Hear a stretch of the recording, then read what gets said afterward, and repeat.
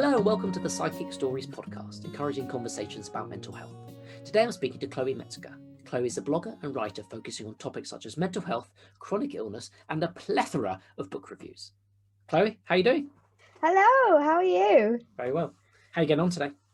Yeah, I'm okay. I was hoping the sunshine would come back, but it's disappeared again. So It has, but it's there. I feel it is it. there. It's there somewhere. It's It's there somewhere. lingering. It just needs to erupt.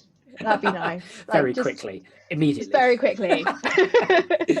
Also, Chloe, so today our goal is to have an open and honest conversation about your mental health journey, get some insight into the tools and tips that have helped you along your way. And we hope that by describing your journey, we hope to share and normalise these conversations about mental health so that people don't feel alone, which I hopefully is good with you. Yeah, that's I mean that's why I'm doing it really. I've always said that if things I've been through can help someone else, then they're not for nothing. That is terrible English. I'm better at writing words than I am. It doesn't matter. Your point has got across. Like, it's important to have these conversations, and these conversations don't need to be perfect. But we need to have these conversations so that people can say, "Oh, do you know what? That affected me, and I'd like to get in contact with the person who was on the podcast, so we can actually, speak a little more, perhaps." Yeah, that would be amazing. Like I do it to help people, and I've been doing it to help people since I was at university, and that's more years than I'd like to admit now. Yeah. I am not a new grad anymore, and that's sunk in recently. I feel middle-aged. I'm not quite there yet, but I'm starting to get to the I'm starting to get to the point where all my friends are like buying houses and having children and getting married, and I'm just like, ooh, grown-ups, great, okay. Yeah. I suddenly got to that recently, thinking I'm making really adult decisions, and I've realised that now, as a relatively new father, I'm also making dad jokes, and I didn't realise I was. It's not good. Oh my god. Anyway, Chloe, please talk to us about your mental health journey. We'd love to hear. Yeah, so a lot of mine initially stemmed from school. I didn't have a particularly good time with it. I was quite anxious anyway. I found it quite difficult with big groups of kids. That's something I've been exploring myself more as an adult. But I was picked on quite a lot by the other kids. Most years, my mum would be in the school fighting my corner when kids were picking on me, and not a lot was done, if I'm honest. Even by the time I was 11, it got quite bad and quite physical. So this was very young. Oh, very young. This was primary school. This was the Really? little one. Yeah, this was. Wow. I think I was picked on a lot in school, but I know kids can be mean. But I just was quite sensitive to it. And then when I was around 11, one kid just really had it in for me, and I had to go to hospital 2 or 3 times because he tried to punch me or hit me. Oh, that's awful. So I mean, when I started secondary school, they were quite good initially, and they made sure we weren't going to be together and we weren't going to be in the same classes. They had separate sides for the year. So he was put on one side, I was put on the other. And so I thought, okay, yeah, secondary school, 11-year-old, it's very big. There's a lot of big kids. I was quite nervous. I was there in everything had the uniform, everything had the logo on it. I was a right dork because I was the first one to go in my family to secondary school for out of all the grandchildren, out of all the children. And it got better for a little bit, but then I found the same patterns. I was picked on a lot. There were a lot of fights. My school just wasn't really interested, and I found myself just going into, I'd say I struggled with anxiety for a long time, and even when I was 11 there were signs of a kind of depression, but like maybe a child version. That makes it sound really silly, but a kind of the depression you see in a child as opposed to what we deem as depression in an adult. But then was that naturally as emerging as a consequence of your experiences at school, or was that something that you think was already there? I think it was directly as a result of bullying. It was really hard. I was this really outgoing kid, a performer, singing, dancing, acting. That was my life. And I still did that, but there was something that was shifting. And then, but I'd say by the time I was about 14, things were quite rough at school. I struggled anyway with the format of school and all the kids and all. It's very overwhelming, let's be honest. Yeah, and I just think now I can see as an adult that kind of, I know kids have to go to school, I know all of that, but it just didn't I wasn't made for that kind of environment. It made me very stressed. I mean, the bonus was that I met my now future husband at school, and we got together at school. So I can't say I completely wish I hadn't gone. Of course, yeah. But yeah, it got quite bad around 14, 15, and I just started, there's bits of my memory that I don't properly have, because it was like I was shutting down to protect myself. I was having regular panic attacks, being sick. I would get excruciating stomach pains where I'd have to be off school for a week, 2 weeks. Doctors couldn't work out what was wrong. Now I'm an adult and have that knowledge, research into mental health in young people, because I found it really interesting when I got older. I know that was I'm 99% positive that was linked to my mental health, because I was so depressed. And my family, my mum was again fighting for me. She was going in and saying, you need to help her, you can't do this, and moving schools, we didn't do that just because it just wasn't an option at the time. So I didn't really my attendance was terrible because I was just ill all the time. But I mean, meeting my partner probably saved me. I went to some very dark places as a teenager. I didn't want to be on the planet. I've spoken about this before, and my family are aware. I think especially when you're a teenager as well, your hormones are giving you a battering, and you don't feel understood. What teenager does feel understood? Let's be honest, that's without any mental health problems. So I saw someone at school once a week because basically I had some problems with my knees, and I was in the learning centre because I couldn't climb the stairs. And I just sat there and I went, and this was like learning support for people with educational needs and stuff. They were lovely. And I just sat there and I can't do it. They said, what? I said, I can't come back in September. I said, I can't do this again. My partner was a year above me and all of my friends were a year above me. They were all leaving. It was my final year, and I just went, I can't do a year here on my own. And they ended up getting someone to talk to me weekly, and she was lovely, and that did really help. My teachers still weren't great with it. I had one or two that were, but even in my final year, my mum took me to the doctors, I remember this, and what I now know were panic attacks. I didn't at the time. I just said, I just keep not being able to breathe. And the nurse was like, you're really stressed, I think you should take some time off school. For a nurse to say to a 16-year-old, I think you should take some time off school, they clearly knew that I was not doing great. Should I have been referred to a specialist service? Probably. I believe so. I believe they should have, in their professional opinion, I think I could have had better help. But yeah, so final year, I went as much as I could. My mum was really supportive, the rest of my family were really supportive, but I think because my mum was at home with me, she could tell. But it was, I just taught myself a lot of the time. There was a lot of, we don't know if you'll do very well in your GCSEs because you're not here, and I was like, well, no, that's not how I work. That's one of my things, is like someone tells me I can't do something, I'm even more determined to do it. So I went in, did my GCSEs. I remember I burst into tears in the middle of my maths GCSE because I was such a wreck. Like, I was not, exams aren't my friend. The added pressure is not my friend. I did it, I passed that, got into college. College was much better.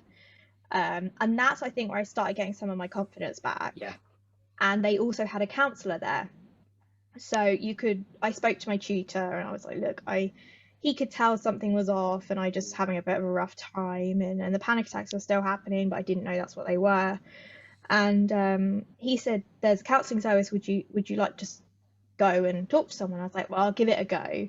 I don't know, because it is scary. You don't know, is everything you say going to be told to your teachers, and or are they going to think you can't do your course because that, and there is a huge stigma, especially when you're a teenager. The one thing I was terrified of is because on TV and in films and stuff, this is why I love books so much, because there's been such an outpouring of books about mental health in the last, I'd say, 10 years. But before that, you'd see people being taken into psychiatric wards and psychiatric units. So that became one of my biggest fears. I was like, everyone's going to think I'm mental. Everyone's going to start throwing these words at me, like insane and all that. So I don't want to make a big thing of it. but yeah, seeing her helped, and I got some confidence back. I had some really great teachers. Again, there were hiccups where, you know, my mental health wasn't great and I didn't really go that much, but like, there was this understanding, I think, and I always had the backing of my partner as well. That was like, you know, you can do this, you can do it, and gives with that, you that confidence, doesn't it? it does, because I trusted his. I mean, I do trust his opinion still. Wouldn't be marrying him otherwise. But you know, it was nice, and he'd seen me at my absolute lowest at that point, and it was, you know, between him and my family, this idea of university came up, and at first I was like, no, I can't go to uni. No one in my family had been, no one I knew had been, and I was like, oh, it's so expensive at £3,000 a year, ha ha ha. I end up paying 9,000 a year, ha ha ha. Thank you, coalition government. Amazing. I was so happy about it. I'm not bitter about it at all. This idea of uni came up, and one of my biggest fears, I think, was that I'd fall apart. I was like, I'm so scared of going. Not only is this idea of, am I good enough? So I talk about like the mind goblin that kind of takes over my brain and fills it with horrible things. You know, I mean, I was trying. I'd found ways to help me myself, which was obviously having that counselor, knowing I could talk to someone.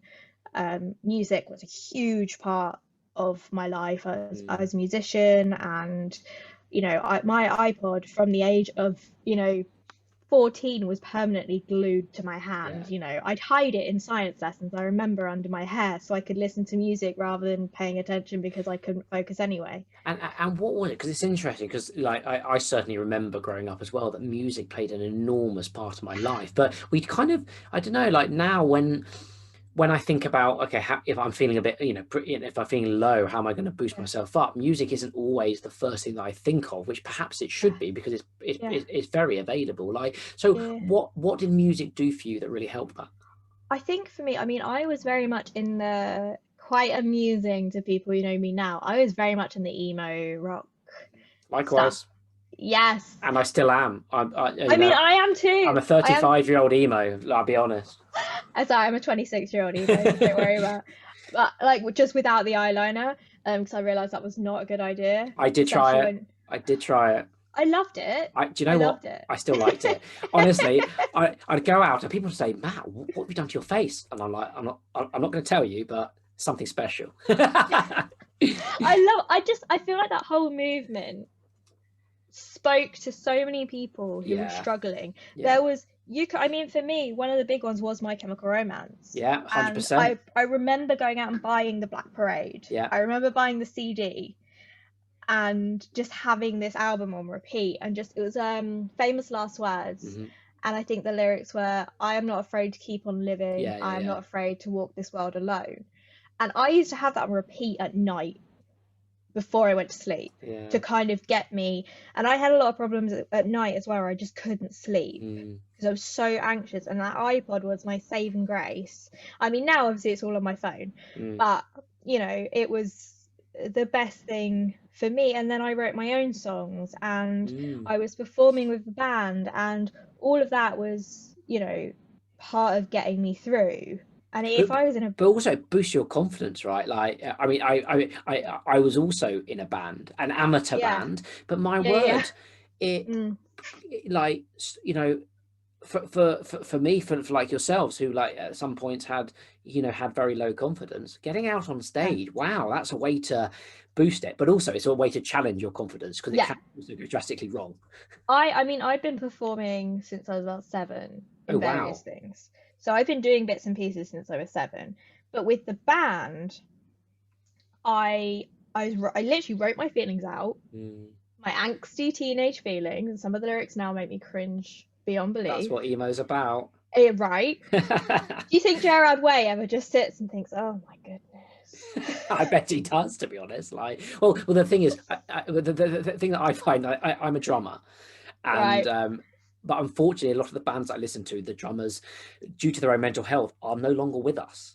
And it's something that I've really realized, especially with the emo scene as well, that there are a lot of people there who they were very, very famous. They spoke a lot about their feelings, but they still hugely struggled, and I can't imagine the lifestyle of the drugs really helped things. No, I mean the music lifestyle is unhealthy. It's not the healthiest, I will admit. My partner's in the sound industry, and it's an interesting one. You hear fun, stories, though, isn't it? It's fun. I love that he's a touring sound engineer, because I get to go and visit. I get to go and see all these shows for free. It's great. But it just, I mean, that's my and I'll get on to, I mean, why I don't perform much anymore, but music's always been a go-to for me since, you know, my whole life. You know, the joke that I was singing before I could talk is probably true. Something but yes, really resonated with you. Yeah, so I was doing that, and you know, and I've always found myself a little bit on the edge, especially with people my own age. I really struggled with it a lot growing up. So when I was at college and they were like, go to uni, I was like, oh, I can't do that. I can't do that. I was like, maybe I can. And it really pushed the boundaries. And I'll never forget one of my English teachers. I didn't want to do music at uni. I didn't want to. I was like, I don't want it to stop being something I love. Yeah. I want it to be something where I'm free and it's my way to express myself. So I did English. And I was very, very strict on places I applied to. They had to be within a certain number of miles from home, so that I knew if I needed that support network, I could just come back, get the train.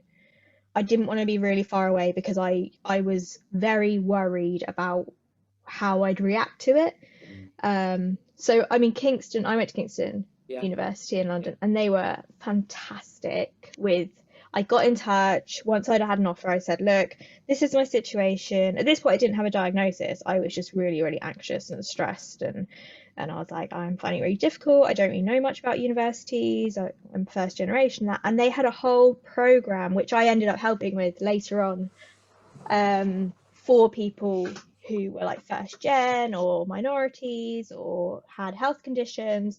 And I went and stayed there for 3 days before the start. I met with an advisor who spoke to me about what I'd need to get help and get disabled students support. My doctor at that point, I kind of went in, and I remember she just looked at me and went, you've had enough, haven't you? And I went, yeah. I was like, I really want to do this uni thing, but I'm really scared. So she said, of course, I'll write the letter, I'll give you the diagnosis. I've been fighting for that diagnosis since I was maybe 16. So that's 2 years. And they were like, no, they'd tell me, yeah, you're depressed, but they wouldn't put it on my notes. It's only in the last 6 months I've had it changed from low mood and anxiety on my notes to actual depression. And they just refused to do it, and I was like, no, it's different. I was like, okay, fine. I was fine. So yeah, I got there, and I ended up having mentoring sessions once a week with someone who was a trained counselor, and that changed my life. Talking to someone, not just anyone, I will say that that's one of my things that I would say to anyone listening is, you need to find someone that you'll connect with. And the first counsellor or therapist or anything that you find may not be that person, and that's okay. It's like, you know, trial and error, isn't it? Exactly. And that's what I think a lot of people are scared of. It's like friends. It's like you don't get on with everyone. No, exactly. It'd be like walking up to someone in a coffee shop, when we're allowed, and going, right, you're going to be my best friend for the rest of my life. Exactly. Yeah. It's the same thing. It's a stranger, and it does. I had counselors in the past, and they didn't work out because they just didn't get me. And then I met my counselor at uni, and mentor. She helped with. I mean, she did so much more than her job description. Like, she was always there for me. I used to joke she was my uni mum, because she was the one person at university I could go to. My lecturers were so most of them were so understanding. A few were a bit set in their ways, but you can't please everyone. But also, like, you put it into context as well. Like, going to uni is, no matter if you hide it or not, is a scary thing to do, especially given that if you're not going away, if you're not going and you don't know anyone there, you're going away from your family. I mean, even the most confident person, frankly, will be blagging it. I mean, I had the benefit of my Kingston's very spread out across the place. So my partner was actually studying at the top of Kingston, because when we were going, we said, right, we're gonna try and be at least within an hour of each other. And then it just so happened that a course that he was really interested in was at Kingston. I really liked the vibe of their English course because it wasn't all really old, boring text. There were some new ones that were actually interesting, which is controversial, I know. So we ended up going effectively together, but we were about a 15 to 20-minute bus journey apart. So you had that support. I had someone around, but I did have to stand on my own 2 feet and make my own friends. And I mean, I ended up spending a lot of time with his friends because they were musicians. They were former emo kids too. But that's how you make friends, right? Exactly. You know, actually, do you know what? If there's one thing that I regret from my university, is that one of my closest friends is actually one of my best friends is he was a musician, and he hung out at the rock clubs. I wish I'd hung out at the rock clubs, and I went down the mainstream, and I just didn't. And I wish that I'd just been a bit more honest with myself. But it sounds like from your perspective, you were like, no, this is what I like. You know, I've got this crowd of people, the musicians who you know, I've got great gigs to go to. I can participate, and also they're good people. That kind of builds your confidence around it as well. I mean, it was great, and I was so all of, you know, a lot of people spending money on trainers and getting drunker, and I didn't really drink much my first year. I was very anxious. I didn't like clubs. I was still quite ill, I think, with the anxiety, and that gradual process of working with someone. Like when on my last session with my mentor, she said, I remember the first day I met you, you were so quiet. I could barely hear you. And she said, and look at you now. And I was like, amazing. Oh, thanks. But that's amazing progress. That's incredible. Like, kudos to you. Thank you. I mean, my second year changed my life in more ways than one. So first year was just kind of trying to get over that hurdle. I started medication at the end of my first year. How did you find that? I was quite worried at first because I'd heard a lot of horror stories about people being addicted and getting really ill and stuff. And then I remember I was supposed to be going to see a Hailstorm gig in London, and I was just not okay. Anxiety was so bad. I just did not feel like myself. I went to the doctor, and they said, right, because I tried them once before, and then I panicked, but this time I was like, no, I'm going to do it. I'm going home for a couple of weeks, so I know that I'll be safe. The side effects for the first 2 weeks were horrible. I didn't really sleep. I felt really sick. I phoned my doctor back, and they said, look, just give it another, just keep trying. If it gets too unbearable, phone us back, but you know, this is just settling. And then it was like, it's very cliche, but it was like a fog had lifted in my brain. It was night and day. It was like the feelings, the emotions were all still there, but they weren't at the forefront of my mind every minute of every day. And like you were saying earlier, like you know, when we were talking about just, you know, the weather earlier, the sun kind of broke through, and those kind of more positive feelings, you can start to feel them again, and kind of, hold on, I can feel this. Yeah, and don't get me wrong, I mean, there was a lot more work to do afterwards. Like, that's one of the most important things I say to people. I was like, these tablets aren't a magic cure, but they help. Like, I know for a fact, like, if I was diabetic, no one would say you shouldn't be on insulin. So I see my citalopram as my insulin. It helps me function, it helps me get through, because my brain chemistry isn't right. And that's, you know, whether that was triggered by the bullying I had as a kid and the, you know, the impact that had, or whether it's just how my brain's wired, you know. But I got into second year, and, you know, I'd made a few friends. I had a band, I'd started doing shows, like things were going really well in second year. And I had this, I was like, I want to join a society. I was too anxious and too terrified in first year.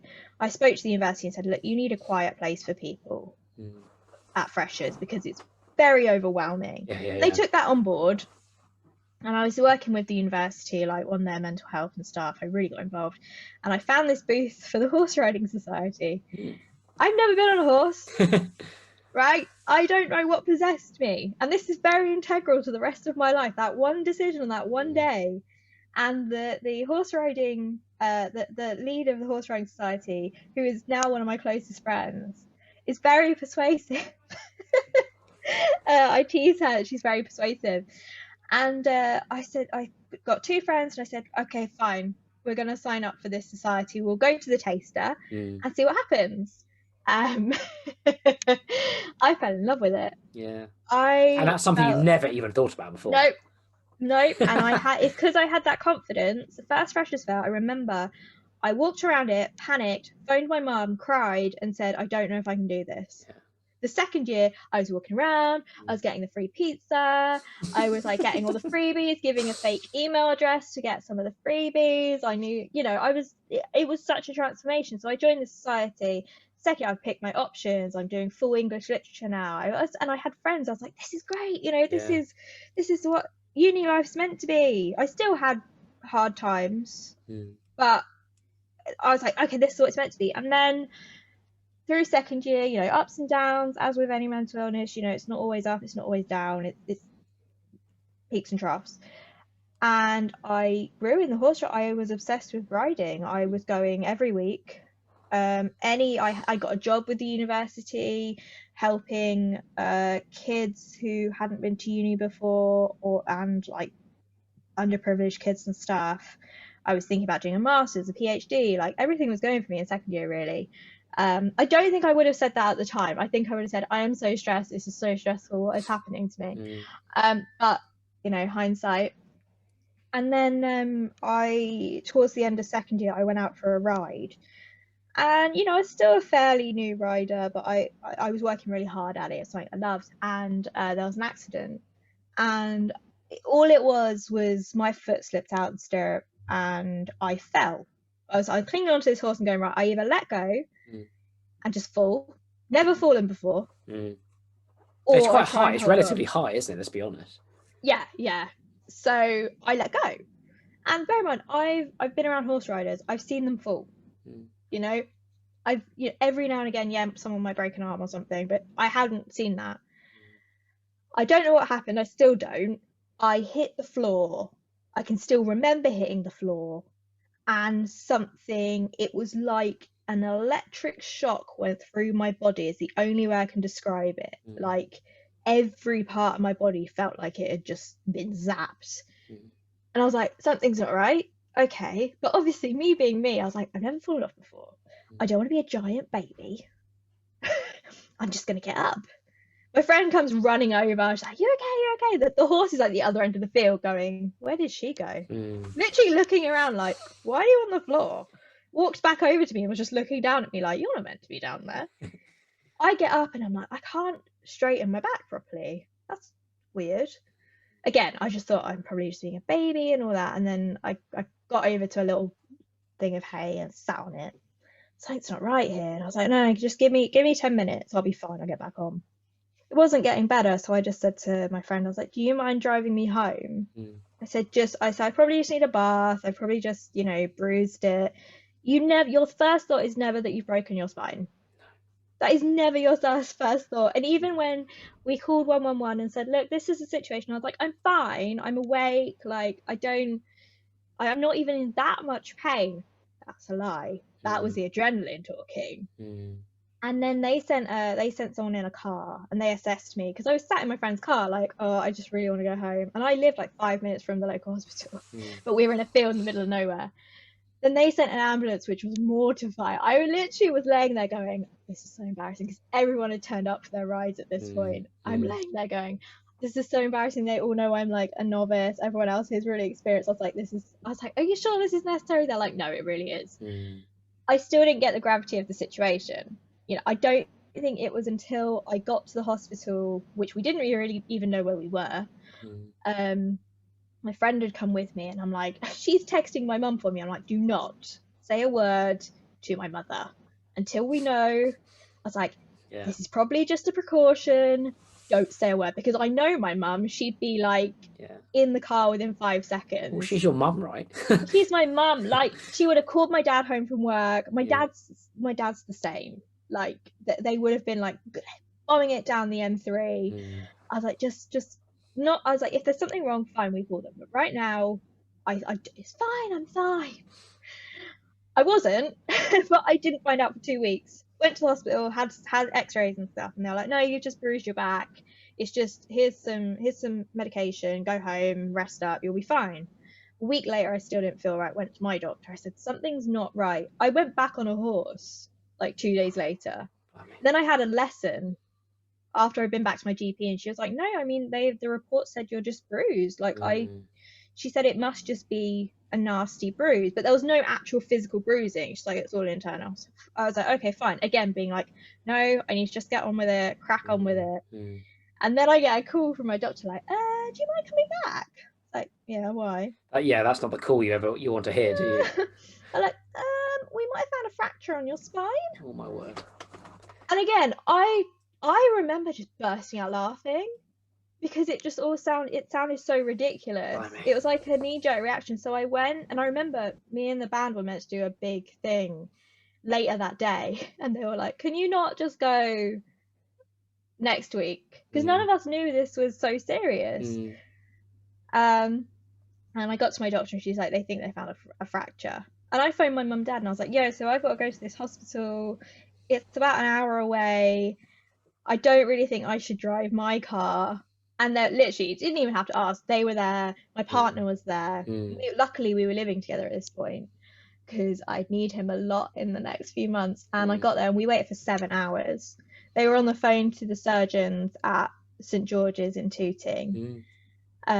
Where I've been, I've done my nice little tour of London hospitals thanks to this. Well, I was to say that's where our daughter was born. I know it very well. Ah, that's a nicer reason. I wish I was there for that reason. But now I can imagine it now. I can literally imagine you being there. I know exactly where you are.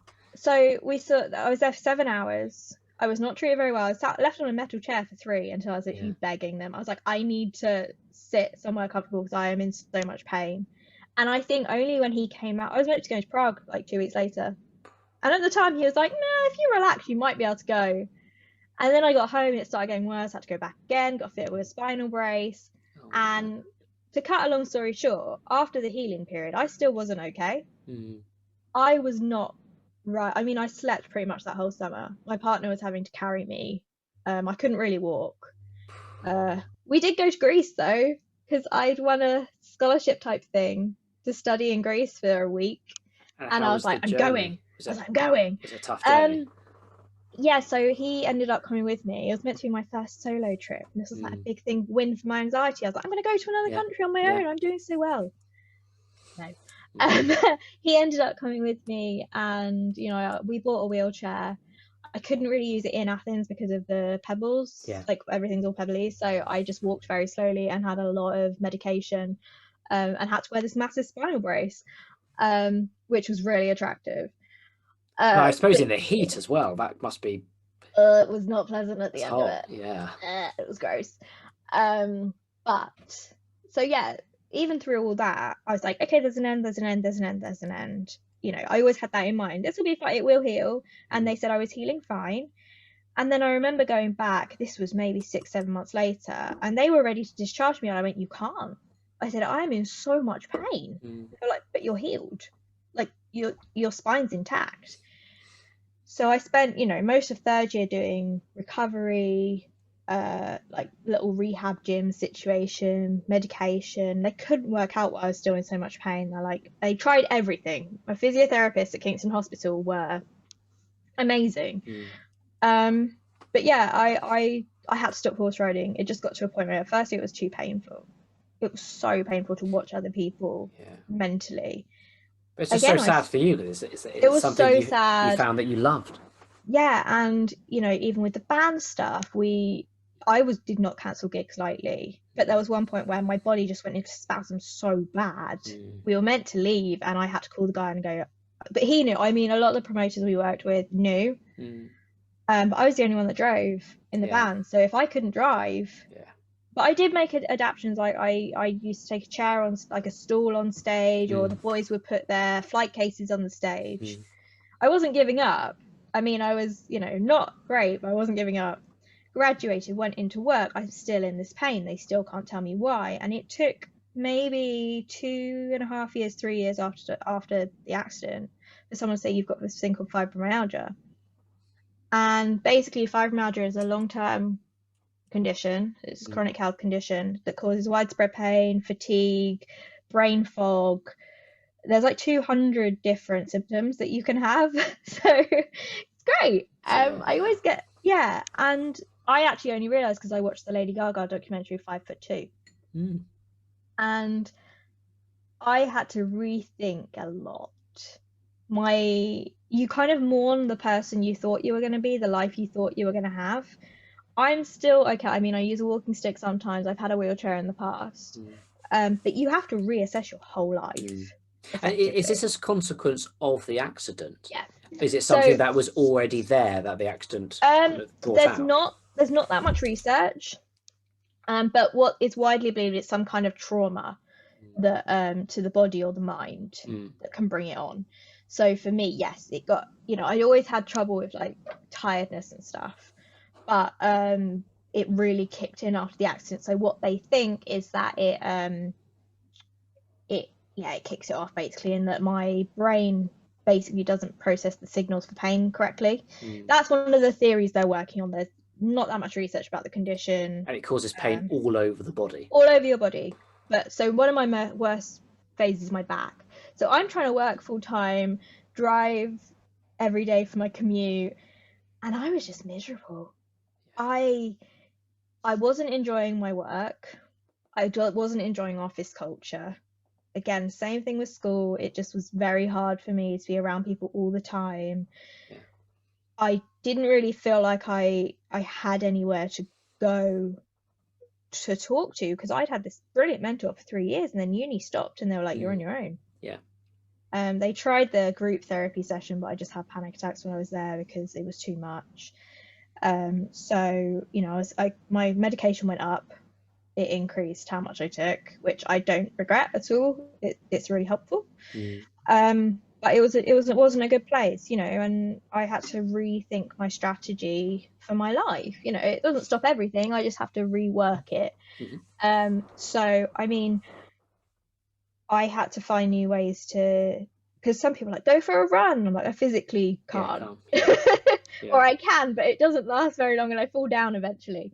So, I mean, I did start going to the gym because the gym was more contained. I could drive to the gym, do a bit of a workout, as much as my body would allow depending on the day, and then I could drive home again.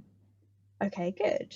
The one problem I was having was work. I was not happy. I'd been through a few jobs, and I just something felt wrong in my gut. And I knew I was quite, I felt like I couldn't complain because I was a graduate with a job and we needed to pay rent. We needed to, So what I got let go from my last like full-time permanent job.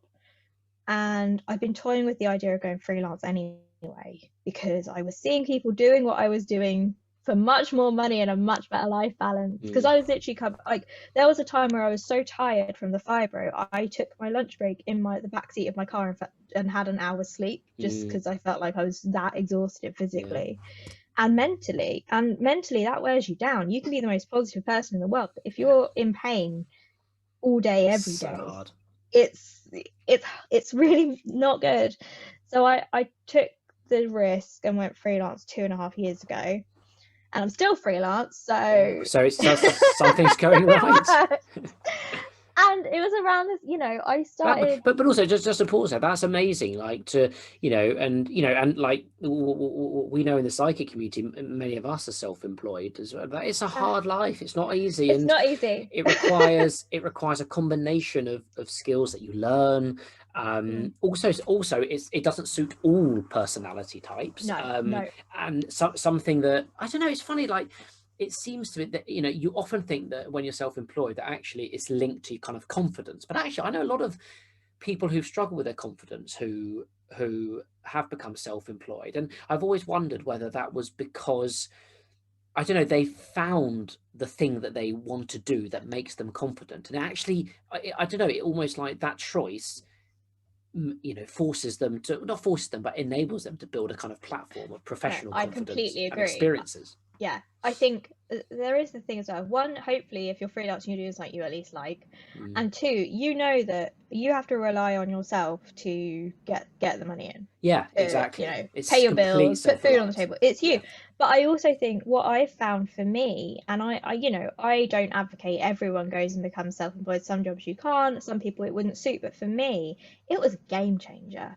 It, I've had part-time employment since, just if it was really quiet, or last year when, but that's normal in freelance, right? Exactly. Every now and again you might have to pick up something. I mean, my favorite job physically was horrific on me, which was I worked in a bookshop over Christmas a couple of years ago, and I loved it. It was like I got to recommend books and get paid for it. It was great, but I couldn't have carried on doing that. But at the time, it was quiet, and I had some time, right? and it pays the bills. But I found that mentally as well, I mean, I don't necessarily struggle with the loneliness that some people talk about, because it means that I can work to my energy levels. So with fibro, your energy can go very quickly. There's you have to find ways to kind of how you best work and stuff. And it's personalized to you, and therefore actually having work where you can decide what the best, it doesn't have to be the same every day. You can adapt. Yeah, exactly. Like I find if I get up first thing and just work, get it done, then in the afternoons I can do something like this, or I can, if I need a nap, if my mind and my body are screaming at me, you need more sleep, I can take an hour, and I know some people think that's lazy, but I don't care anymore. I've got to do what is best for me. And the thing as well is if I let they're very, very closely interlinked. If I let my physical health get really bad, my mental health will suffer. Similarly, if my mental health really suffers, then my physical health reacts to that. And the more conversations we have, it's two sides of the same coin. And people, we're very good at compartmentalizing and talking about physical and mental health, but the reality is it's all part of the same structure. And people always forget they're interlinked, because it's the same body. There's a body and mind, and we are connected. Like you've got to, taking care of whilst one does feel independent of the other, they do talk to each other. Yeah, I mean, just like we were saying about the sunshine, when it was sunny the other day, I felt like a different person. I felt my joints were better because it was warmer. But then because my joints were better, my brain was more like, we've got this, we can do this. It's fine. We'll be getting through the winter. We can do this. And, I do find the winters harder. I know it's quite common that, why wouldn't you? I mean, that's why, I was meant to get married in January, and we specifically, one of the reasons, there were a few reasons to get married in January, but one of them was so I'd always have something to look forward to in January. I always have my wedding anniversary to look forward to. Such a good point. And obviously it didn't happen, but it will be happening next year. If not, I'm going to start wearing my wedding dress around the house, because it's been waiting for me too long at this point. It will happen. Oh, it will. It will. Even I don't care if we have to marry ourselves with hula hoops. We're doing it.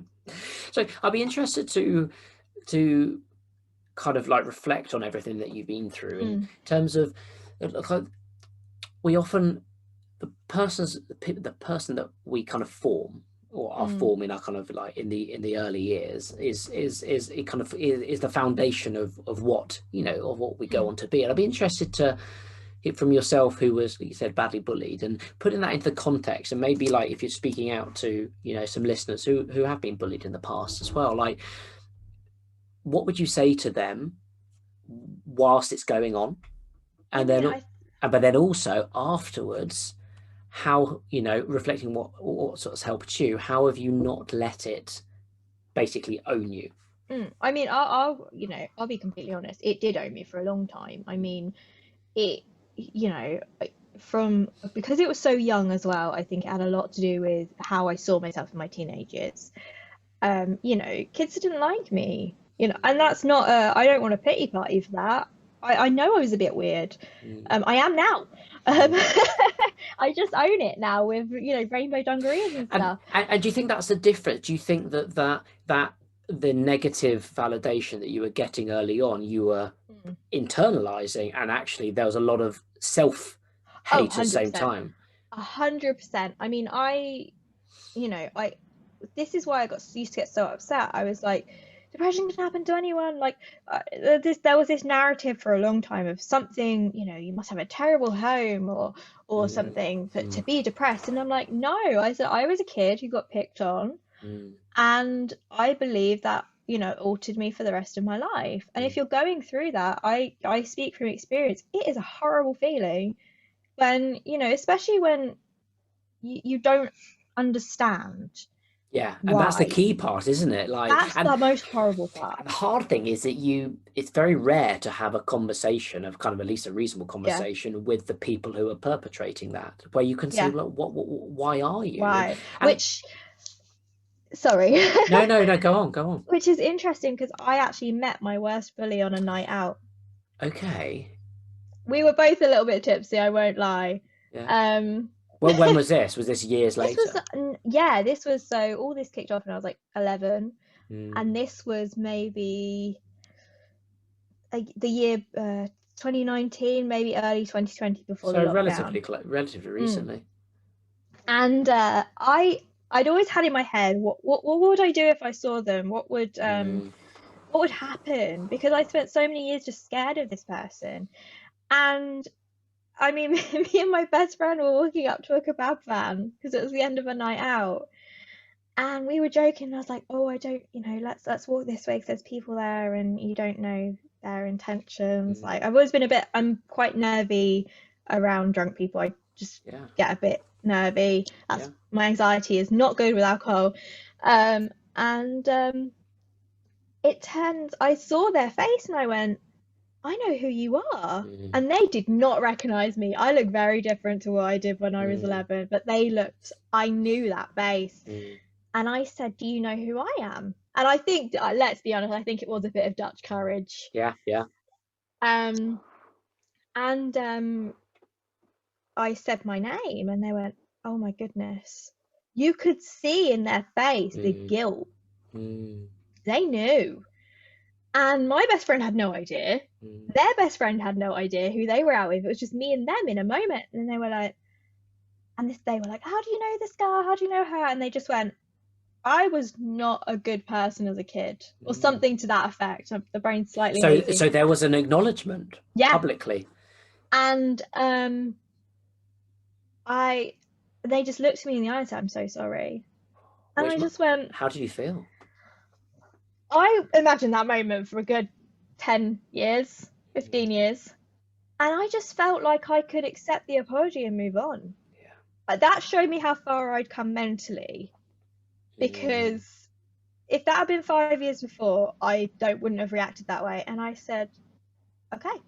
I didn't say I forgive you or anything like that. I didn't want it to be a big like, no, that was okay, because it wasn't. Yeah, it wasn't. No. I know they had stuff. Now I'm older, I know they had quite a tough time themselves, and I think that's why. But then we were talking, and they were telling me about their job and their kid, as if to try and prove to me like I'm not a terrible person. Like I've turned my life around. And I was like, you don't. I was like, I'm really happy for you. That's great. And then we parted ways. And when I told my best friend, she's like, I am so sorry I started talking to those people. Like, it's fine. I was like, actually, you have just given me a moment of closure I've wanted since I was 11 years old. Yeah. And like you're saying that, yes, you didn't get why, but actually why doesn't matter. It's that it's to say, okay, actually, and I think you put it nicely as well. Like, obviously there was, the things that you went through, you don't want anyone to go through, but the acknowledgement from your side as well is that the other person can't have been going through an easy time at the same time.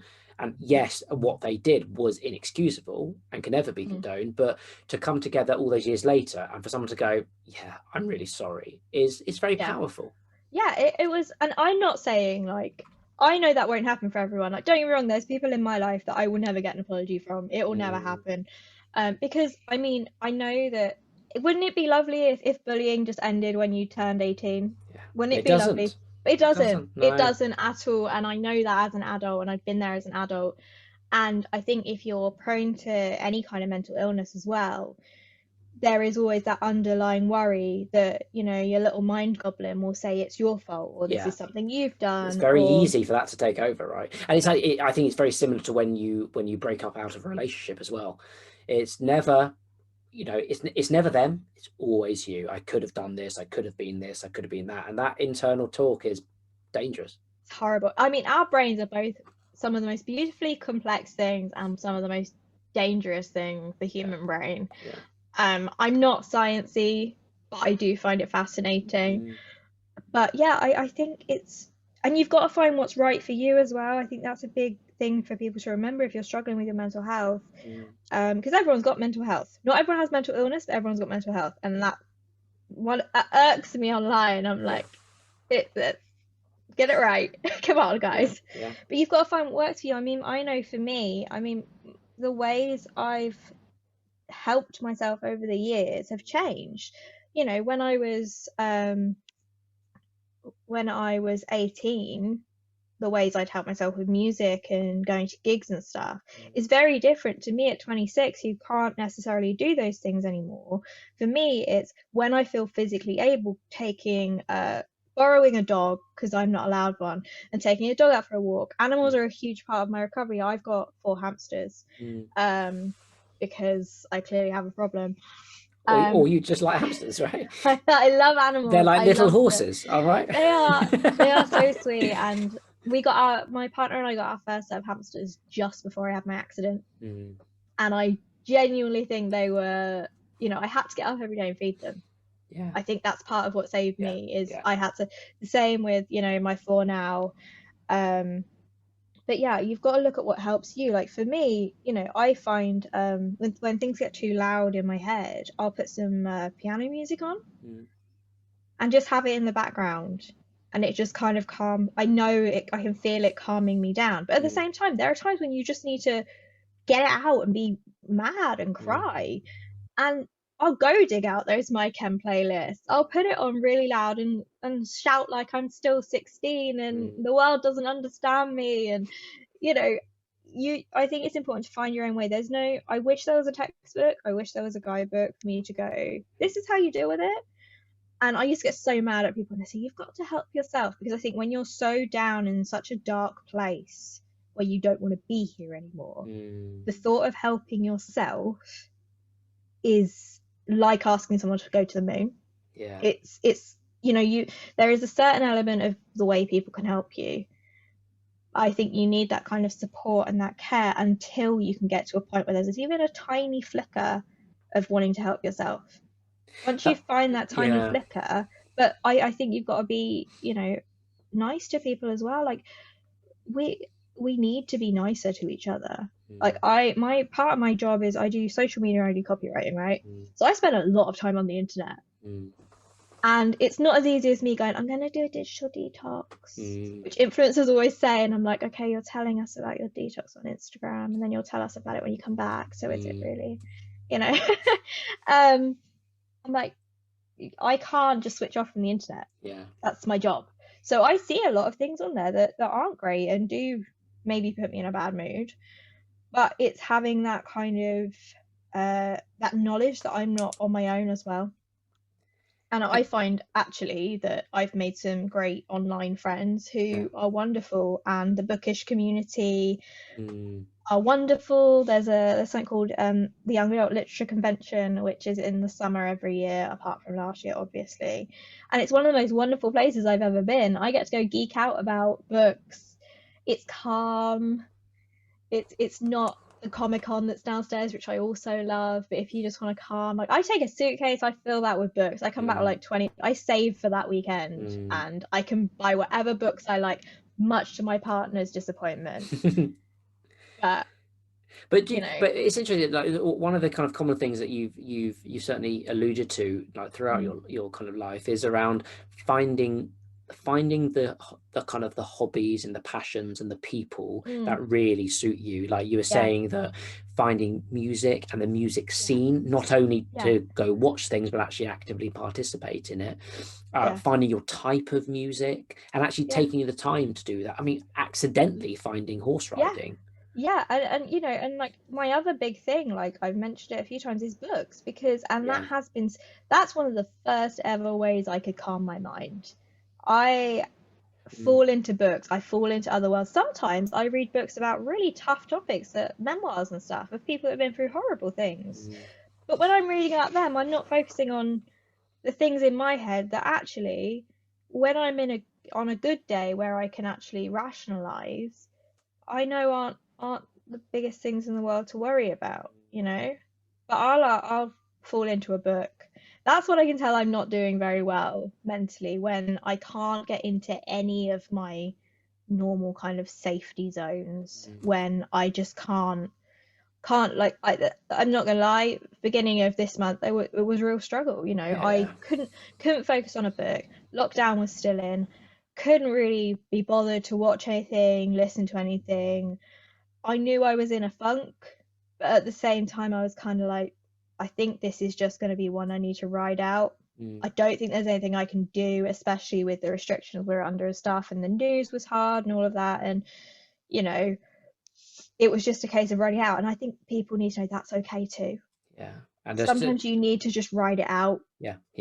And that, and you know, like you said, like that is okay. And it's that feeling of, rather than pushing against a wave, just ride it in. And it takes time, but just knowing what's around you in terms of the kind of the coping strategies that help you, like you say, it might be music, it might be books, it might be candles, it might be baths, whatever it is. There is a lot of stuff that you can't, that is there and free and available. Okay, relatively. Actually, there's a lot of stuff that's free. There's a lot of stuff that's actually very cheap.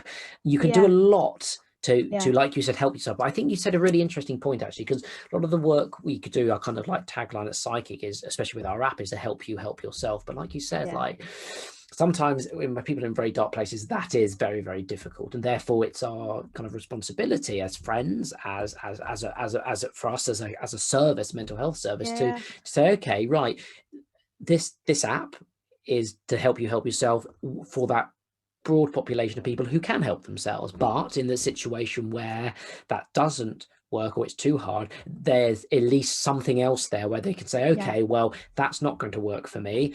I would need to get referred on to a service, a counselling service, or something that's more to kind of tease out those issues. Yeah, and I think it's also, I think that's really important as well, and just to have that thing to keep reaching out, really, not in an annoying way, but just have this is here when you need it. This is there when you feel like you can. Because, you know, I don't think any of us, when we're in the depths of depression, are thinking that clearly. I mean, I know I'm not. When I'm, when I've been in my worst places, I wasn't thinking clearly. I was under this. I mean, I like the kind of black cloud metaphor. I feel like it works, because that's how it feels like. Like, I grew up as a big Harry Potter fan, and the Dementors, I read it and went, oh, Sheena. I mean, obviously, when I read it as a kid, I didn't. I was a kid. I was like, oh, these are really scary. And then when you reread it as an adult, you're like, yep, yeah, that's definitely a metaphor for depression. That's right there. And whether I mean, I will always love that series and that community that it's brought, regardless of other things that have happened. It's also, I think, finding your people. Yeah, that's really important. I know there are certain communities I have, and they're online, and that's why I think, I know there are a lot of negatives to online, there really are, but there's also a lot of positives. Yeah, I agree with that. I can talk to people in the US about a book release that isn't here yet, and I can get really excited about it. Or there's actually quite a lot of books being released on chronic illness this year in the young adult space. I think I've got 3 that I've pre-ordered already, because I want to write my own. I toy every couple of months. I'm like, do I write as a non-fiction about what my life's been like, or do I write as a fiction and just take elements? And I haven't decided yet, but I can go and talk to those people and be like, okay guys, if there's anything coming out in the States, let me know, because it's not always publicized here. And I've got that that sense of community, and I love it. And and please stop me if I'm rambling, because I know I get very rambling. No, not at all. But I think it's really nice to give you the time and space to be able to kind of to reflect on these things as well. And like you said, it's the right people, it's the right place, and it's having the right purpose in life, right? It's having that combination of things really can lead to, like you said, like you were someone who had suffered some horrific bullying when you were younger, and that formed a huge amount of fragmentation of your self-confidence, of your self-esteem. But you find you can get through that. Yes, you won't get over it because it happened, it's bad, but you can get through that, and you find the right people around you who aren't going to bully you. You find that, and you find a place where you feel safe, and you find a purpose where you actually engage in what you're doing. That's transformative, right? And it's the thing of, I think, also giving yourself a break if you do slip back into, if you find yourself relapsing in any way. Like, I don't go into too much detail about some of the negative behaviors that I have when I'm particularly ill, just because I'm very aware that all of my family will probably listen to this, and I'm like, I'm not going to go through like my deepest, darkest where I've been, because they don't need to worry about that, because I'm okay now. But I think also having that, if you have a relapse, or if you do end up spiraling back, and I've gone up and down so many times, I feel like a yo-yo. It's not a constantly up or constantly down. It's waves. It's and just I literally have a tattoo that says "one day at a time" that I got after I broke my back. I was meant to go see a Foo Fighters concert, but Dave Grohl broke his leg, so I got a tattoo instead. I do hope you have seen Foo Fighters live yet. I have not yet. Well, I can only recommend it as probably the only religious experience I've had in my life. No, as soon as they come back to the UK, I am on it. I didn't get my chem tickets. I'm still trying to get those for when that's rescheduled. Make sure you do. I am trying. They were like, stealing your metaphor, like finding that My Chem album in HMV when I was like 13 was like a religious experience. They opened my world. That and Paramore, who are my favorite band of all time, and I worship the ground that Hayley Williams walks on. But it's fine, a short redhead that fronts a pop punk band. I wonder where that came from.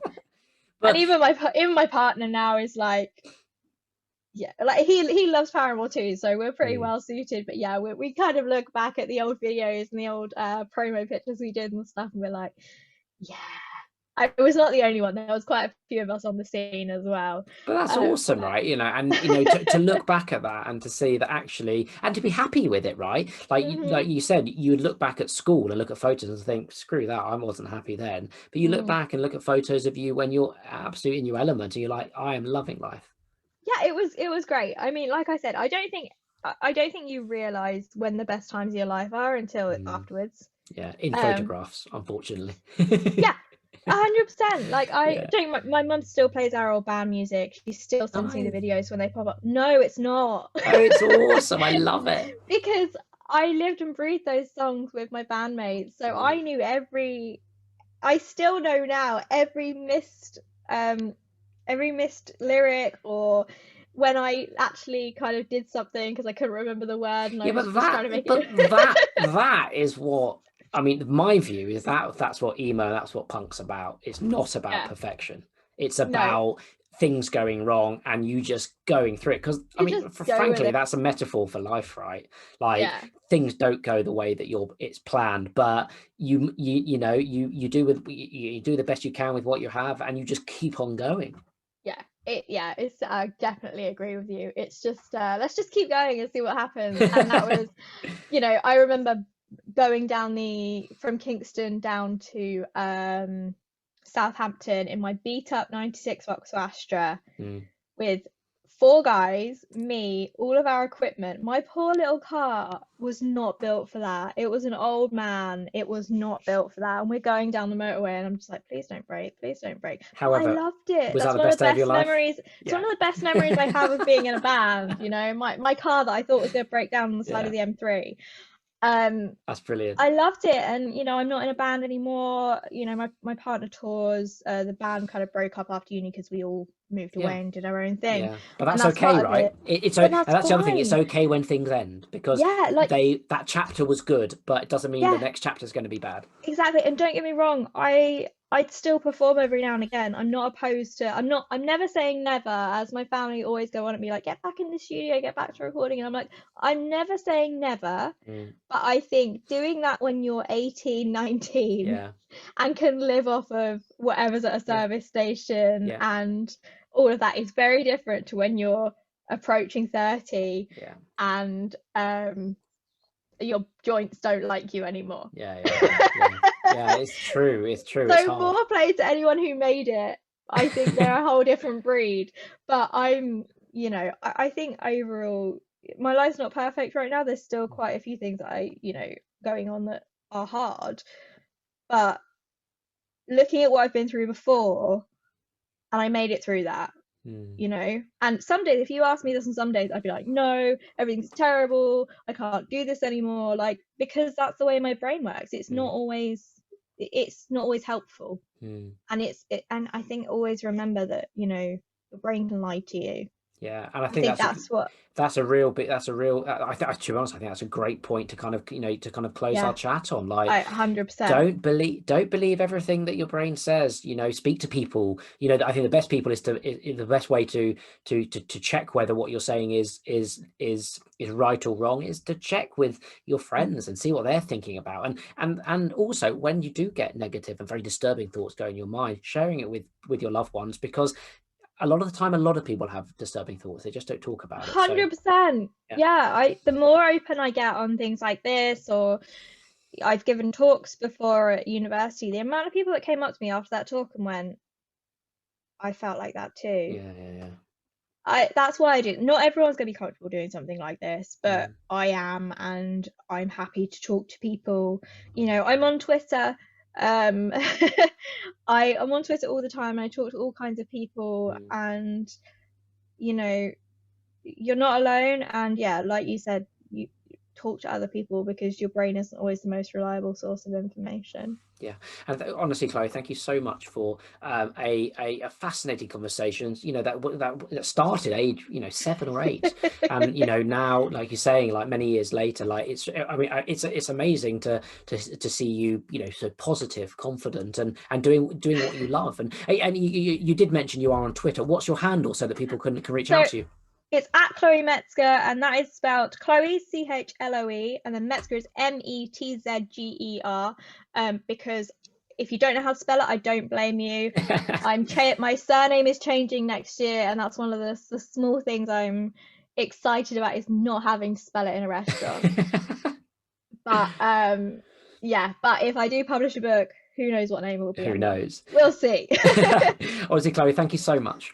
Thank you so much for having me. Cool. And thank you to everyone listening. You can subscribe to us on most major podcast platforms, YouTube, Spotify, and Apple Podcasts. Just search for Sidekick Community or Sidekick Stories and we'll pop up. And please do give us a rating if you like the show.